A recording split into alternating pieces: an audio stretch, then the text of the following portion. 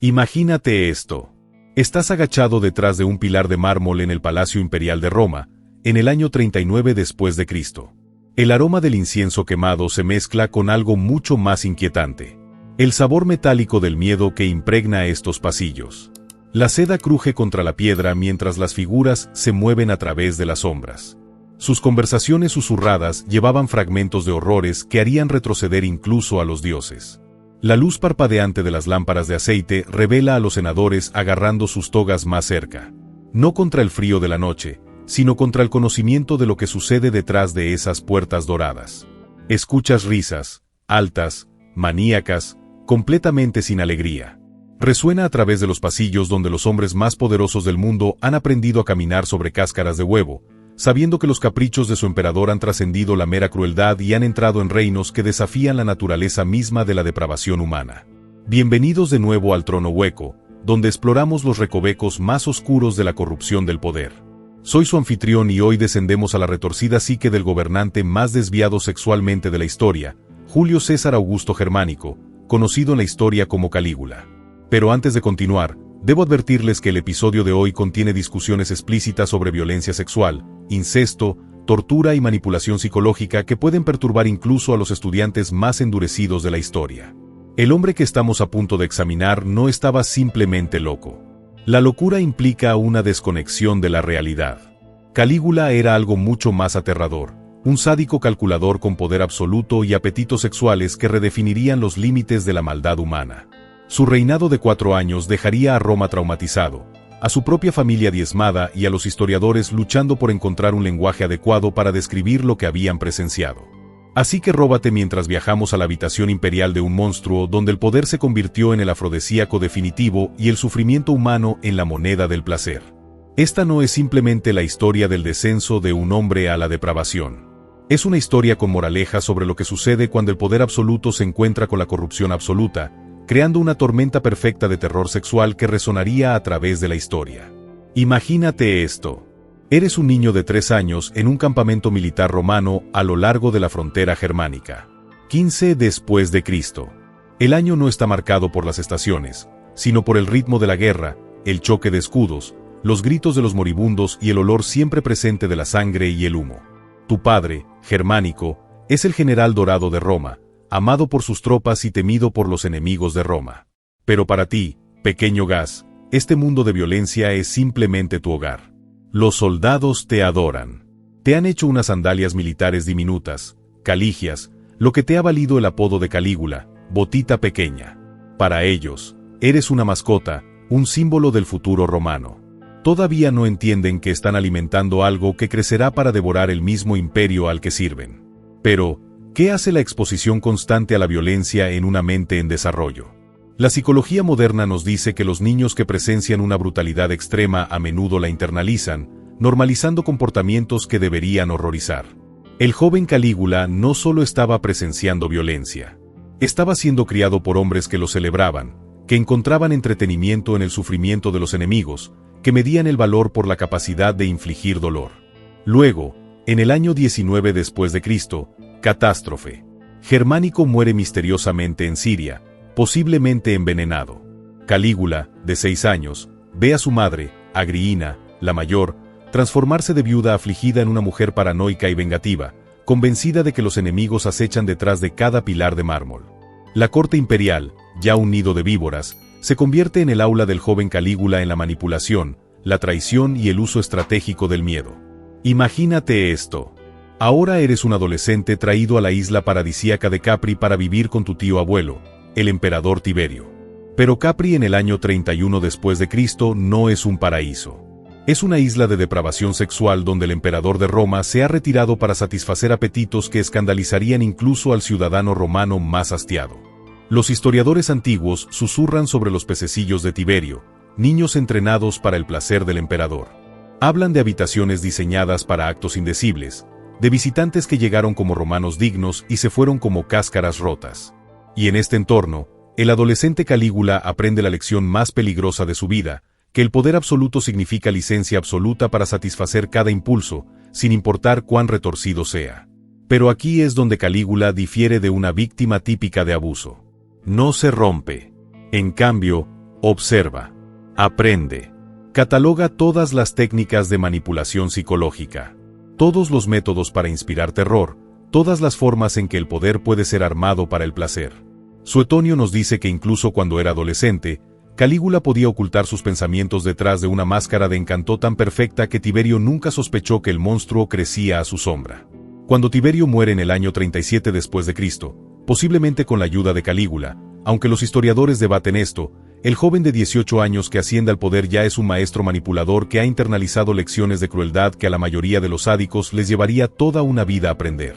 El pueblo romano, desesperado por aliviarse del gobierno paranoico de Tiberio, da la bienvenida a su nuevo emperador con celebración. No tienen idea de que acaban de coronar su propia pesadilla. Pero el poder, como el vino, revela el carácter en lugar de crearlo. Los apetitos sexuales y los impulsos crueles que Calígula había aprendido a ocultar estaban a punto de desatarse en un imperio que no tenía defensas contra un monstruo que entendía que el placer supremo no era solo infligir dolor. Estaba haciendo que sus víctimas fueran cómplices de su propia destrucción. El niño que había aprendido a sobrevivir en un mundo de monstruos estaba a punto de mostrarle a Roma lo que realmente había absorbido de su educación en el mal. Imagínate esto. Eres ciudadano romano en los primeros meses del reinado de Calígula. 37 después de Cristo. Las calles resuenan de celebración mientras tu nuevo emperador muestra lo que parece benevolencia, liberando prisioneros políticos, otorgando generosas bonificaciones a la Guardia Toriana, organizando juegos espectaculares. El contraste con los sombríos últimos años de Tiberio se siente como salir de una pesadilla a la luz del sol. Pero los más cercanos al emperador comienzan a notar irregularidades. Los sirvientes del palacio susurran sobre peticiones extrañas, sobre órdenes que no tienen sentido, sobre un joven gobernante cuyos ojos tienen profundidades que parecen mucho más antiguas e infinitamente más peligrosas de lo que sus 19 años deberían permitir. Los primeros signos se manifiestan en sus aposentos privados. Las fuentes antiguas, particularmente Suetonio y Casio, documentan cómo el comportamiento sexual de Calígula evolucionó rápidamente más allá del mero exceso hacia una tortura psicológica calculada. Donde los emperadores romanos tradicionalmente se entregaban al libertinaje directo, Calígula innovó métodos que combinaban el placer físico con la destrucción mental. Sus objetivos iniciales eran las esposas e hijas de la élite de Roma. Pero esto no era lujuria al azar. Esta fue una humillación estratégica diseñada para demostrar que ningún romano, independientemente de su rango u honor, poseía nada que Calígula no pudiera reclamar. Anunciaba públicamente su intención de acostarse con la esposa de un senador, obligando al marido a sonreír y no a aprobarlo mientras moría interiormente de vergüenza y rabia. Imagínate esto. Estás asistiendo a un banquete imperial en el año 38 después de Cristo. Calígula se levanta de su sofá, vino en mano, y comienza a criticar los atributos físicos de las mujeres presentes como si fueran ganado en el mercado. Describe con detalles explícitos lo que pretende hacer con cada uno mientras sus esposos y padres se sientan congelados, sabiendo que cualquier objeción significa la muerte. Pero la humillación pública fue simplemente el aperitivo. Lo que sucedía en las habitaciones privadas era donde se revelaba la verdadera naturaleza de Calígula. Los sobrevivientes, y hubo pocos que se atrevieron a hablar, describieron a un gobernante que trataba los encuentros sexuales como oportunidades para la vivisección psicológica, estudiando las reacciones de sus víctimas a diversas formas de degradación con el desapego clínico de un filósofo natural. Los sirvientes del palacio comenzaron a informar que los gritos de las cámaras imperiales no eran solo sonidos de pasión, sino algo mucho más inquietante. Las mujeres salían de los encuentros con el emperador, cambiadas, no solo violadas físicamente, sino psicológicamente destrozadas de maneras que sugerían una tortura psicológica sistemática disfrazada de actividad sexual. Luego estaba Drusilla, su propia hermana. Los historiadores modernos debaten la naturaleza exacta de su relación. Pero las fuentes antiguas dejan pocas dudas de que la obsesión sexual de Calígula con su hermana trascendió incluso la tolerancia romana por los excesos imperiales. Esto no fue mero incesto. Fue la militarización de los lazos familiares para la gratificación sexual. Suetonio registra que Calígula obligaba a Drusila a participar en actos sexuales con otros mientras él miraba, no por mero placer voyeurístico, sino para estudiar el impacto psicológico de la humillación en alguien a quien decía amar. Estaba realizando experimentos en la destrucción de la dignidad humana, utilizando a su propia hermana como sujeto de prueba. El emperador comenzó a destruir sistemáticamente los matrimonios entre la nobleza, no a través del divorcio, sino a través de la contaminación psicológica. Seducía a las esposas no por su belleza, sino específicamente para corromper las relaciones que representaban la estabilidad y el honor en la sociedad romana. Cada aventura fue cuidadosamente calculada para maximizar el daño psicológico a todas las partes involucradas.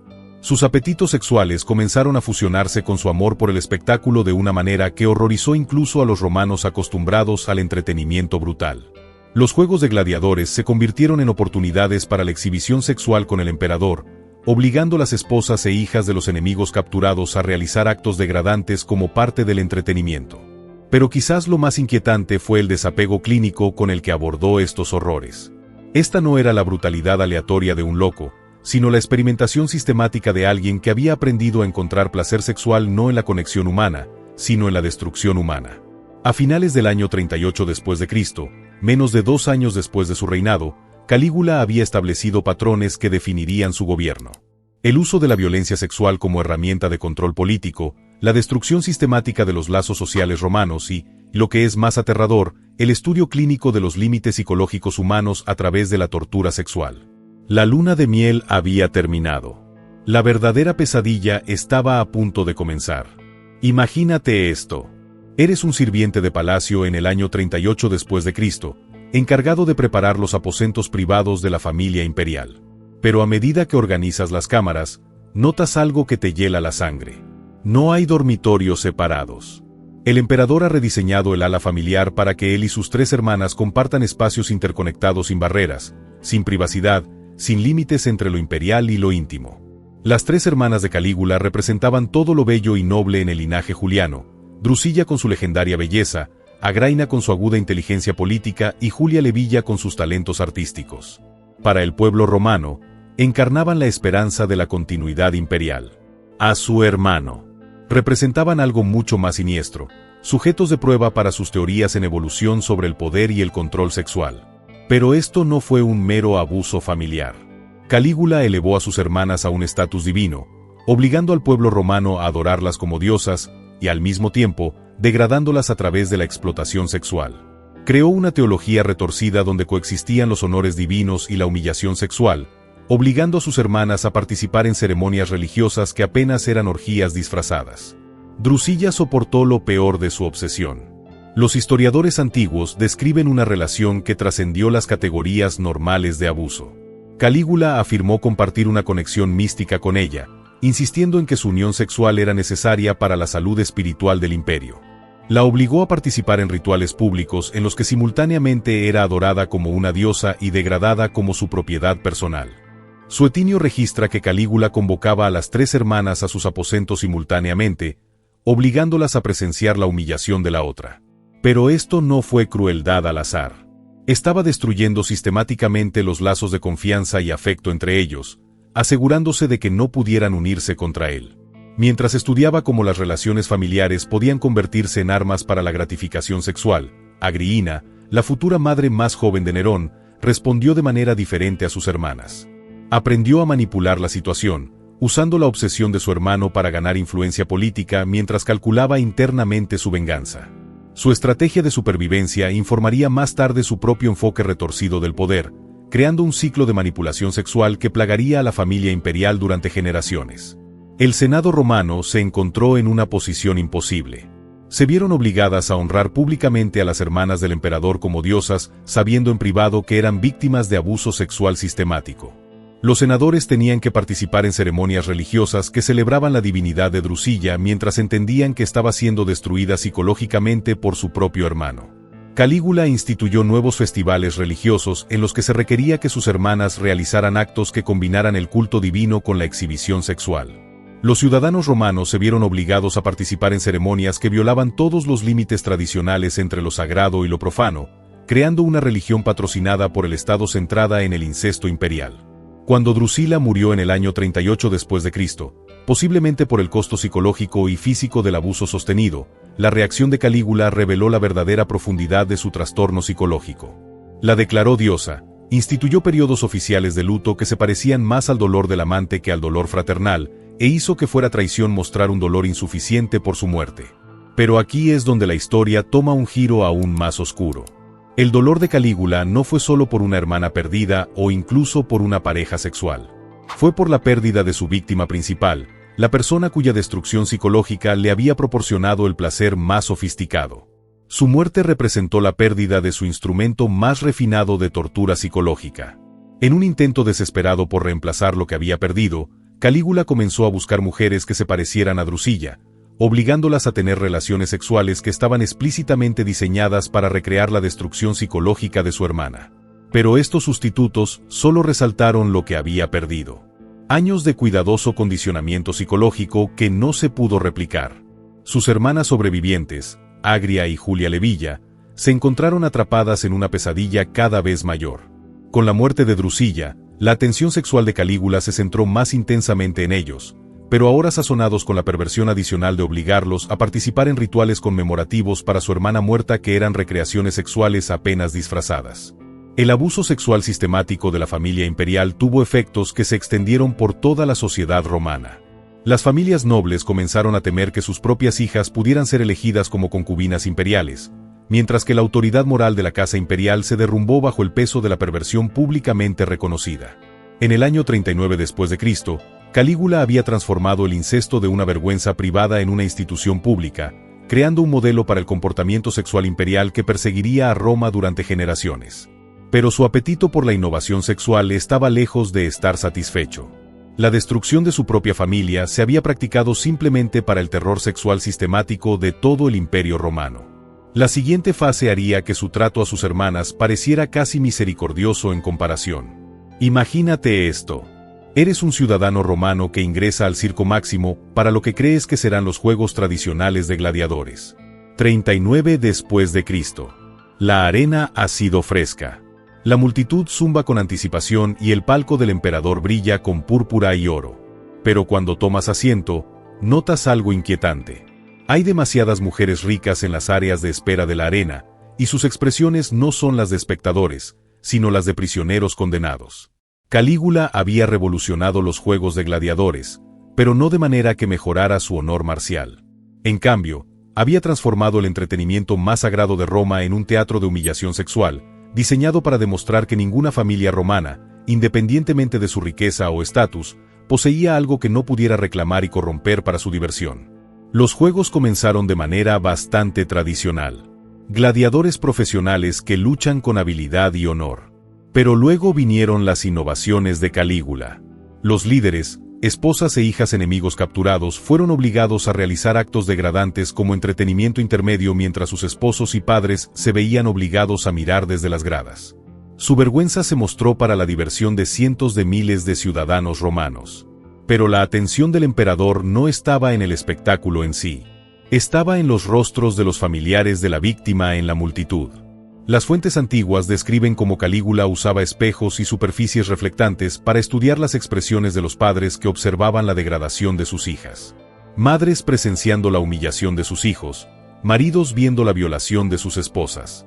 La innovación psicológicamente más devastadora fue obligar a la nobleza romana a participar directamente. Se ordenó a los senadores que enviaran a sus esposas e hijas para que sirvieran como asistentes en los juegos, sabiendo que este servicio implicaría actos sexuales realizados para el entretenimiento de la turba. El rechazo significaba no solo la muerte, sino la tortura sexual de todos los miembros femeninos de su familia. Calígula estableció escuelas de entrenamiento especial donde los enemigos capturados y criminales condenados se les enseñaban no solo habilidades de combate, sino técnicas sexuales diseñadas para maximizar el impacto psicológico en las víctimas. Estas no eran escuelas de gladiadores. Eran miembros de la tortura sexual atendidos por los sádicos más creativos del imperio. Quizás lo más aterrador fue la práctica de Calígula de seleccionar al azar a los miembros de la audiencia durante los juegos para participar en exhibiciones sexuales improvisadas. Un gesto desde el palco imperial podía transformar a una respetable matrona romana en una artista involuntaria frente a sus propios hijos, amigos y círculo social. Pero la humillación pública fue simplemente el acto de apertura. Los seleccionados para la atención imperial fueron llevados a cámaras privadas debajo de la arena donde Calígula realizó lo que solo puede describirse como experimentos sexuales. Estudios sistemáticos de puntos de ruptura psicológicos humanos utilizando técnicas que combinaban la tortura física con la violación sexual. Estas cámaras subterráneas se convirtieron en laboratorios donde el emperador probó teorías sobre la naturaleza humana que harían retroceder a los psicólogos modernos. Quería entender exactamente cuánta presión psicológica se necesitaba para hacer que las víctimas fueran cómplices de su propia degradación, cómo los lazos familiares podían convertirse en armas de tortura y cómo la violación sexual podía usarse para destruir no solo individuos sino estructuras sociales enteras. Supervivientes de estos encuentros. Cuando hubo sobrevivientes, emergió fundamentalmente cambiado. Se vieron obligados a volver a sus vidas normales para interactuar con sus familias y amigos mientras llevaban el conocimiento de horrores de los que nunca podrían hablar. El emperador había creado bombas de tiempo psicológicas andantes esparcidas por toda la sociedad romana. Los juegos sexuales de gladiadores tuvieron efectos que se extendieron mucho más allá de sus víctimas inmediatas. Las familias romanas comenzaron a vivir con el temor constante de que cualquier aparición pública pudiera resultar en la selección para la atención imperial. Los lazos sociales básicos que mantenían unida a la civilización romana, el matrimonio, el honor familiar, la protección de los padres, comenzaron a disolverse bajo el estrés de saber que todo podía ser violado al capricho del emperador. De manera más insidiosa, Calígula comenzó a incorporar elementos religiosos en sus juegos sexuales de gladiadores, afirmando que la degradación de enemigos y rebeldes era una forma de sacrificio a los dioses. Obligó a los sacerdotes romanos a santificar lo que eran esencialmente violaciones públicas en grupo, creando una justificación teológica para la tortura sexual que corrompió los fundamentos espirituales de la sociedad romana. Quizás lo más inquietante fue la rapidez con la que los ciudadanos romanos se adaptaron a estos horrores.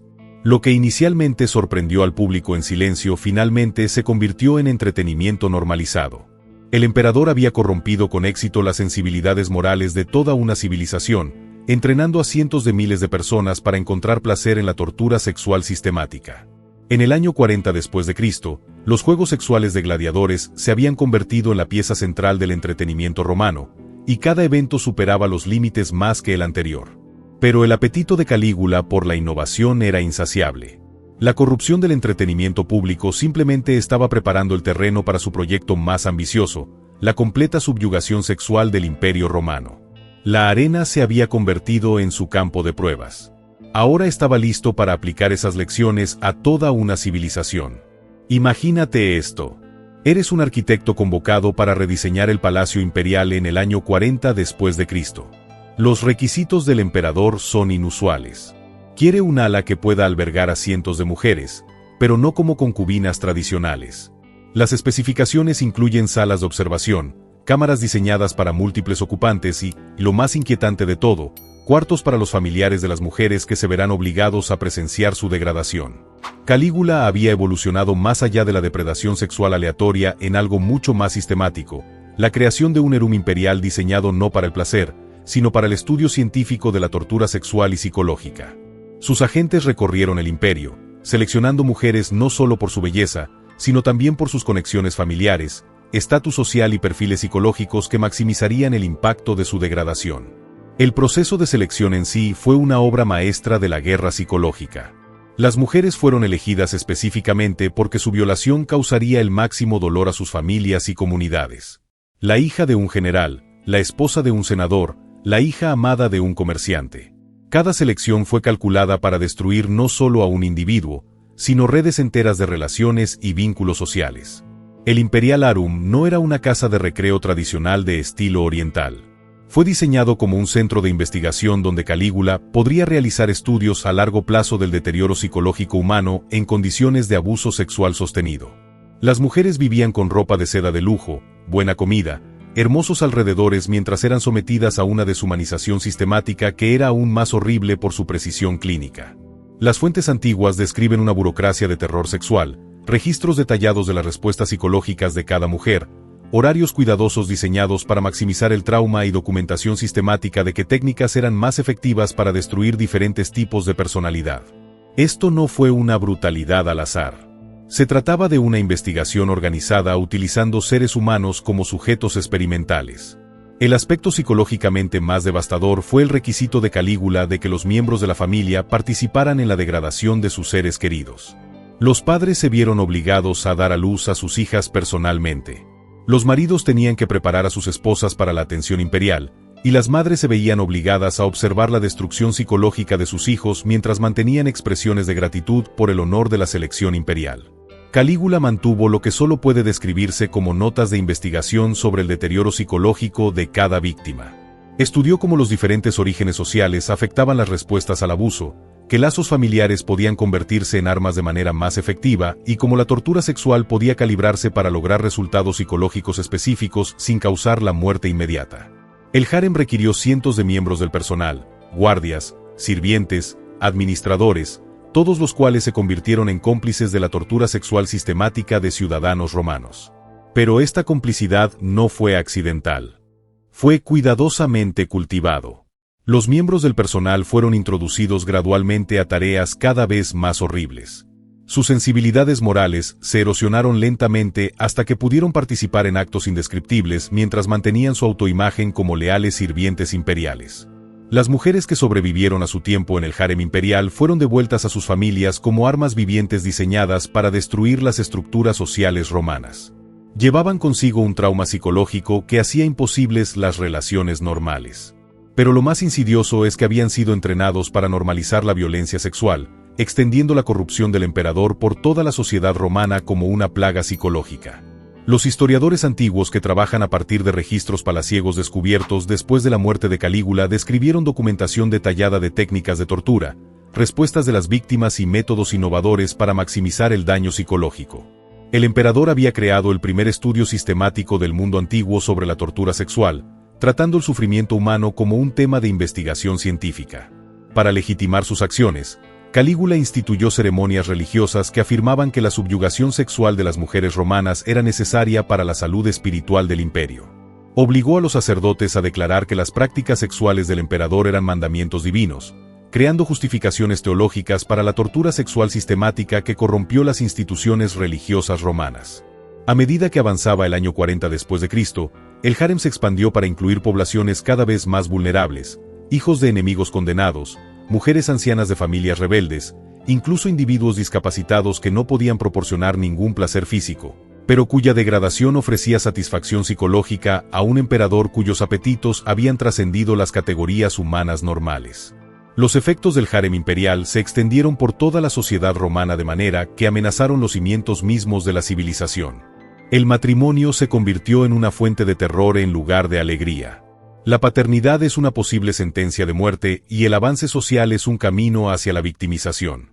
Calígula había armado con éxito la sexualidad para atacar las estructuras básicas que mantenían unida a la sociedad humana. Pero el terror sexual sistemático, sin importar cuán cuidadosamente organizado, eventualmente crea su propia resistencia. En el año 40 después de Cristo, los sobrevivientes de los experimentos sexuales de Calígula comenzaron a encontrarse, a compartir sus experiencias y a planear venganza. El instrumento de control más refinado del emperador se estaba convirtiendo en la base de su destrucción. El harem imperial se había vuelto demasiado exitoso. Había creado demasiados enemigos, destruido demasiadas familias poderosas y corrompido demasiadas instituciones.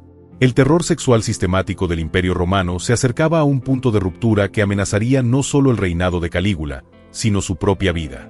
El monstruo había crecido demasiado para contenerlo, y Roma se estaba preparando para contraatacar. Imagínate esto. Eres un guardia toriano a principios del año 41 después de Cristo, vigilando fuera de las cámaras del emperador. Los sonidos que emergen del interior ya no se parecen a las voces humanas. Son algo completamente diferente. Una mezcla de risas, gritos y lo que solo puede describirse como las vocalizaciones de una criatura que ha trascendido las categorías humanas de cordura o locura. 3 años y medio de tortura sexual sistemática habían transformado a Calígula de un joven emperador en algo que desafiaba los límites de la apariencia humana. Las fuentes antiguas describen una figura cuyos ojos no tenían rastro de emoción humana normal, cuya sonrisa se había convertido en una rica anticipación depredadora y cuya sola presencia en una habitación hacía que los soldados experimentados alcanzaran inconscientemente sus armas. Para el año 41 después de Cristo, los apetitos sexuales de Calígula habían evolucionado más allá de cualquier cosa reconocible como deseo humano. Comenzó a exigir que las víctimas recrearan escenarios cada vez más imposibles, recreaciones históricas de violaciones mitológicas, torturas psicológicas complejas que requerían meses de preparación y espectáculos sexuales que superaban los límites de lo que los cuerpos humanos podían sobrevivir. El palacio en sí se había convertido en una fuente de contagio psicológico. Los sirvientes que habían presenciado las actividades del emperador comenzaron a mostrar síntomas que los psiquiatras modernos reconocerían como trastorno de estrés postraumático severo, pesadillas, disociación e incapacidad para formar relaciones humanas normales. El aire mismo dentro de la residencia imperial parecía contaminado con trauma. El Senado romano se había reducido a una colección de sobrevivientes traumatizados cuya principal preocupación ya no era el gobierno, sino la simple supervivencia. Los senadores evitaban el contacto visual con el emperador, hablaban solo cuando se les dirigía directamente y vivían con el terror constante de que ellos o los miembros de su familia pudieran ser seleccionados para la atención imperial. Pero el trauma, cuando se comparte entre suficientes personas, eventualmente se transforma en algo más peligroso, la rabia colectiva. Los sobrevivientes de los experimentos sexuales de Calígula comenzaron a encontrarse. Y lo que descubrieron fue que compartían no solo el sufrimiento, sino un ardiente deseo de venganza que trascendía los conceptos romanos normales de justicia.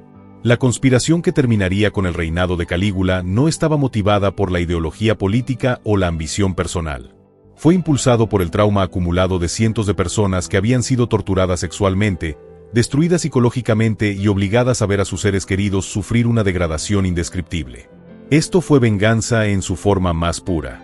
Las últimas actividades sexuales documentadas de Calígula sugieren una ruptura completa incluso con las definiciones más elásticas de cordura.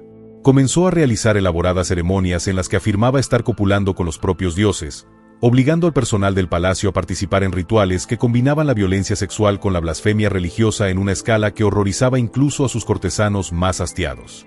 Imagínate esto. Es el 24 de enero del año 41 después de Cristo. Estás asistiendo a lo que parece ser un día normal de entretenimiento imperial. Representaciones teatrales que celebran la cultura romana, pero debajo de la superficie, la rabia acumulada de 3 años y medio de terror sexual está a punto de estallar en un acto de violencia que resonará a través de la historia. Cassius Cheria, el oficial de la Guardia Toriana que lideraba la conspiración, había sido testigo personal de horrores que ningún ser humano debería ver. Su motivación no era política. Fue profundamente personal. Calígula lo había obligado a participar en la tortura sexual de personas que Charia había jurado proteger. Y el peso psicológico de esa complicidad había transformado a un soldado leal en un ángel vengador. Cuando los conspiradores atacaron, su violencia no fue limpia ni clínica. Fue la explosión de años de trauma y rabia reprimidos. Apuñalaron a Calígula 30 veces, mucho más allá de lo necesario para la muerte. Cada herida representa el sufrimiento acumulado de las víctimas que nunca podrían contraatacar por sí mismas. El asesinato desató una furia que fue más allá de un simple cambio de régimen. Los conspiradores inmediatamente comenzaron a desmantelar todo el aparato de terror sexual de Calígula, destruyendo registros, liberando víctimas y ejecutando a miembros del personal que habían sido demasiado entusiastas en su participación en las atrocidades imperiales. En los archivos del palacio, los conspiradores descubrieron documentación que revelaba el verdadero alcance de lo que había estado sucediendo, registros detallados de experimentos sexuales, estudios psicológicos de las respuestas de las víctimas y planes sistemáticos para expandir el terror sexual del imperio que habrían hecho que los 3 años anteriores parecieran suaves en comparación. Cuando Claudio fue proclamado emperador, heredó no solo un trono, sino un imperio traumatizado. Sus primeros actos no fueron reformas políticas, sino esfuerzos masivos para brindar apoyo a los sobrevivientes del reinado de terror sexual de su sobrino, atención médica, compensación financiera y, lo más importante, la seguridad de que tales horrores nunca volverían a ser permitidos. Pero el daño no se pudo reparar fácilmente. El reinado de terror sexual de Calígula había corrompido las instituciones romanas fundamentales. El ejército, el sacerdocio, el senado e incluso las estructuras familiares básicas. El trauma psicológico que infligió se extendió a través de generaciones, afectando no solo a las víctimas directas, sino también a sus hijos y nietos. Emperadores e historiadores posteriores intentaron suprimir todos los detalles de los crímenes sexuales de Calígula, no por respeto a su memoria, sino porque la verdad era tan horrible que amenazaba la legitimidad del propio sistema imperial. Gran parte de lo que sabemos proviene de fragmentos que sobrevivieron a intentos sistemáticos de saneamiento histórico. Imagínate esto. Estás caminando por la Roma moderna, pasando por las ruinas del Circo Máximo, donde Calígula llevó a cabo sus juegos sexuales de gladiadores. Las piedras recuerdan lo que sucedió aquí. Los gritos, el trauma, la destrucción sistemática de la dignidad humana al servicio de los apetitos retorcidos de un hombre. ¿Pero lo hacemos?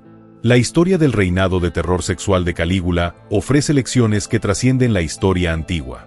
Esta no era simplemente la historia de un emperador loco. Fue un estudio de caso sobre cómo el poder absoluto, cuando se combina con la depredación sexual sistemática, puede corromper civilizaciones enteras y crear un trauma que resuena a través de generaciones. La psicología moderna nos ayuda a comprender lo que los historiadores antiguos solo podían describir. Como el trauma infantil de Calígula, la exposición al abuso sistemático y la educación temprana en la manipulación crearon una tormenta perfecta de sadismo sexual amplificada por un poder político ilimitado. Su historia representa la última advertencia sobre lo que sucede cuando los individuos dañados obtienen autoridad absoluta sobre los demás. Los patrones que vemos en el reinado de Calígula, la naturaleza sistemática del abuso, la complicidad institucional, la destrucción psicológica de las víctimas y el daño social a largo plazo reflejan lo que ahora entendemos sobre el abuso sexual institucional en contextos modernos. Los métodos pueden cambiar, pero la dinámica subyacente sigue siendo trágicamente consistente a lo largo de milenios. Quizás lo más importante es que la historia de Calígula demuestra por qué ningún individuo, independientemente de su posición o poder, debe ser colocado más allá de la responsabilidad por su conducta sexual. La incapacidad de los sistemas romanos para restringir el comportamiento imperial creó condiciones en las que la depredación sexual podría convertirse en tortura sistemática sin resistencia significativa. Pero hay esperanza en esta oscuridad. La conspiración que puso fin al reinado de Calígula demuestra que incluso los sistemas más sofisticados de terror sexual finalmente crean su propia resistencia. La dignidad humana, aunque puede ser suprimida y violada, no puede ser destruida permanentemente. Encuentra formas de contraatacar, buscar justicia y reconstruir lo que ha sido corrompido. Si la exploración de hoy del capítulo más oscuro de la historia te ha resultado esclarecedora, suscríbete al Trono Hueco para obtener más investigaciones sobre la corrupción de P. La próxima semana, examinaremos cómo el sobrino de Calígula, Nerón, aprendió de los errores de su tío para crear nuevas formas de terror sexual imperial que harían que incluso los crímenes de Calígula parecieran restringidos en comparación. Recuerde, aquellos que olvidan las lecciones más oscuras de la historia están condenados a repetirlas. El trono hueco del poder absoluto siempre atraerá a aquellos que abusan de él, y solo a través de la comprensión de estos patrones podemos esperar evitar que se repitan. Hasta la próxima, manténgase alerta, manténgase informado y nunca olvide que el precio de la civilización es la vigilancia eterna contra aquellos que la corrompen para sus propios placeres retorcidos.